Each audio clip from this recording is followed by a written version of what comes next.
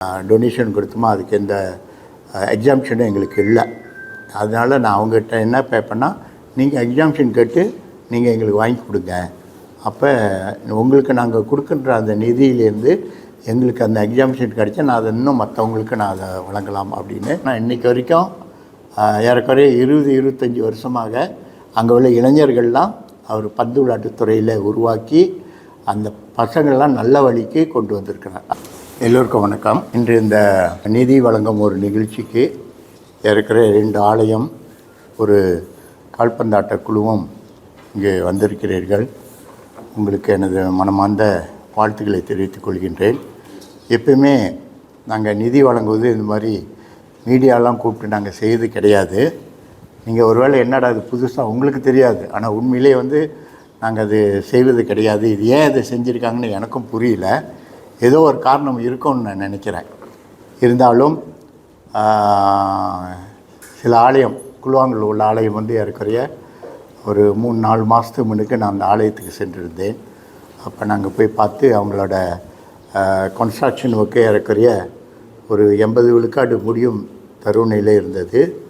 அதை பார்த்து மகிழ்ச்சியோடு நாங்கள் அந்த ஒரு வாக்குறுதியை கொடுத்துருந்தோம். சற்று தாமதமாக இருந்தாலும் அதுக்கு சில காரணங்கள் உண்டு. அது நான் இப்போ அவங்ககிட்ட சொன்னேன். ஏன்னா நம்ம ஓம்ஸ் ஃபவுண்டேஷன்ன்றது வரி விலக்கு இல்லாத ஒரு இயக்கம். எங்களுக்கு நாங்கள் எதுவுமே டொனேஷன் கொடுத்தோமோ அதுக்கு எந்த எக்ஸாம்ஷனும் எங்களுக்கு இல்லை.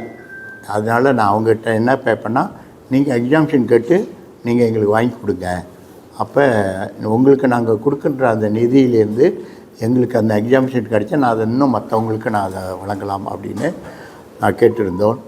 ஆனால் இருந்தாலும் கடவுள் புண்ணியத்தில் இப்போ தான் எங்களுக்கு ஒரு அரசாங்கம் மாற்றத்தின் காரணமாக நாங்கள் அதை விண்ணப்பம் செய்து ஏறக்குறைய 20 ஆண்டுகளுக்கு பிறகு இதான் முறையை நாங்கள் அந்த விண்ணப்பத்தை எக்ஸாம்ஷனுக்கு அப்ளை பண்ணியிருக்கோம். ஏதோ அது ஒரு முடிவுக்கு வந்திருக்குது.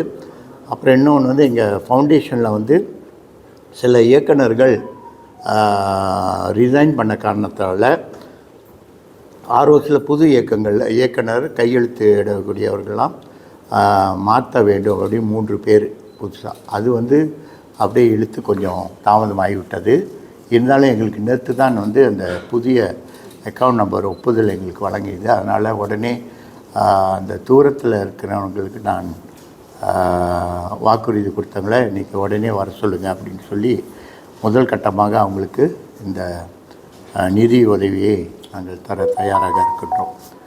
அதே போல் சமீபத்தில் இப்போ பண்டமரான் ஜெயா பிஜே யங்ஸ்டர்ஸ் கால்பந்தாட்ட குழுவினர் ஒரு நிதி தட்டும் விருந்தை ஒன்று ஏற்பாடு செய்திருந்தாங்க. அதுக்கு நாங்கள் எங்களே அழைச்சிருந்தாங்க. நாங்கள் போயிருந்தோம். மிக சிறப்பான ஒரு நிகழ்வாக அது இருந்தது. அவங்களுக்கு தான் ரொம்ப சீக்கிரமாகவும் நாங்கள் கொடுக்கக்கூடிய ஒரு வாய்ப்பும் ஏற்படுது. ஏன்னா அவங்க பழம் நழுகி பாலில் விழுந்த கதைன்னு சொல்கிற போது நாங்கள் அப்ளிகேஷன் போட்டு இதெல்லாம் சீர்திருத்தம் செய்யும் போது அவங்க நடத்துகிறாங்க. அவங்களுக்கு வழங்கக்கூடிய ஒரு வாய்ப்பு அதை ஏன்னா நானும் அந்த பண்டமரான் புது கிராமம் என்ற ஒரு கிராமத்தில் பிறந்து வளர்ந்தவன். அது அடிப்படையில் நானும் கால்பந்தாட்டம் சிறு வயதிலே ஆர்வமுள்ளவனாக இருந்ததுனால அவங்களாம் என்ன நண்பர் குணாலாம், அரசியலில் இருந்தவர் குணாலாம், மாயிக்கால இருந்தவர். இங்கே நிறைய பேர் மாயிக்கால இருக்காங்கன்னு நினைக்கிறேன். இருந்தாலும் நாங்கள் அது பார்ப்பதில்லை. அது ஏன்னா அவங்க இன்றைக்கி நான் இன்றைக்கி பேசும்போது தான் சொன்னேன். குணா அவர்கள் அரசியல்வாதியாக இருந்தாலும் மாயிக்கால உறுப்பியும் பெற்றிருந்தாலும் அவர் செய்ய வேண்டிய கடமையை அவர் பந்து விளையாட மாட்டார். ஆனால் இன்றைக்கி வரைக்கும் ஏறக்குறைய 20-25 வருஷமாக அங்கே உள்ள இளைஞர்கள்லாம் அவர் பந்து விளையாட்டுத்துறையில் உருவாக்கி அந்த பசங்கள்லாம் நல்ல வழிக்கு கொண்டு வந்திருக்கிறார். அதில் நிறைய பேர் இன்றைக்கி மலேசியாவில் பயிற்சியாளராக இருக்கிற அளவுக்கு அவர் உருவாக்கியிருக்கிறார். ஸோ அதனால் யாருக்கு நாங்கள் கொடுக்குறோம், இவங்க யார் அவங்க யார் நாங்கள் பார்ப்பது கிடையாது. ஆனால் பலர் கேள்விகளை முன்வைத்து கொண்டு இருக்கின்ற காரணத்தால் தான் இன்று இந்த ஏற்பாடை செய்திருக்காங்கன்னு நான் நினைக்கிறேன். இன்றைக்கு செக் கொடுக்குற ஒரு வைபவம். இதில் ஓம்ஸ் அறவாரியத்தின் தலைவர்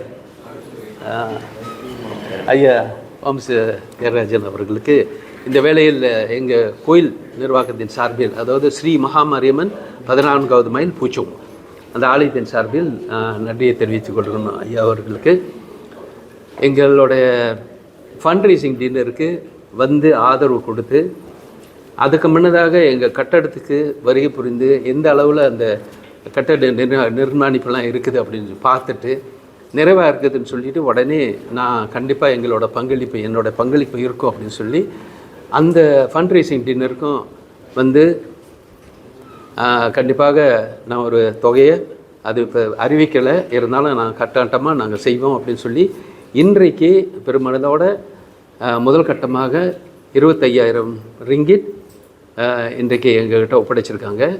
இந்த வேலையில் அவரோட பெரிய மனதுக்கு நன்கொடை படைத்த, அதாவது கொடை நெஞ்சம் படைத்த அவருக்கு இந்த வேளையில் நிர்வாகத்தின் சார்பில், ஆலய நிர்வாகத்தின் சார்பில் ஐயா அவர்களுக்கு நன்றி தெரிவித்துக் கொள்கின்றோம். எங்கள் இளைஞர் கால்பந்து பனம்பரஞ்சையில் இருக்குது. கடந்த 40 ஆண்டு விழாவாக ஒரு நிகழ்ச்சி நடத்தினோம்.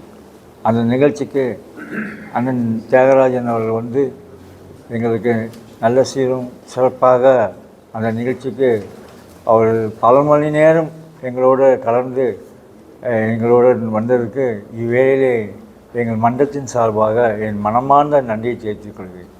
அனைவருக்கும் வணக்கம். நான் வந்து குல்வாங்கிலேருந்து ஸ்ரீ ஜெய் சுப்பிரமணிய ஆலயம் கம்போயம்எஸ்லேருந்து வரோம். இங்கே சிரமப்படாமல் நாங்கள் வந்து 12ஆம் மாதம் போல் வந்து சாருக்கு ஒரு அழைப்பு கொடுத்துருந்தோம். ஆலய கட்டட நன்கொடைக்காக நிதி திரட்ட ஒரு வைபவம் விருந்து நிகழ்ச்சி. அந்த நிகழ்வுக்கு வந்து சார் வந்து மிக சிரமப்படாமல் மிக தூரத்துலேருந்து வந்து உடனே சாயங்காலம் வந்து நிகழ்வில் கலந்து கொண்டு எங்கள் ஆலயத்தை வந்து சுற்றி பார்த்துட்டு எங்களுக்கு வந்து ஒரு நன்கொடை கொடுக்குறேன்னு சொல்லி வாக்குறுதி கொடுத்துருந்தாரு.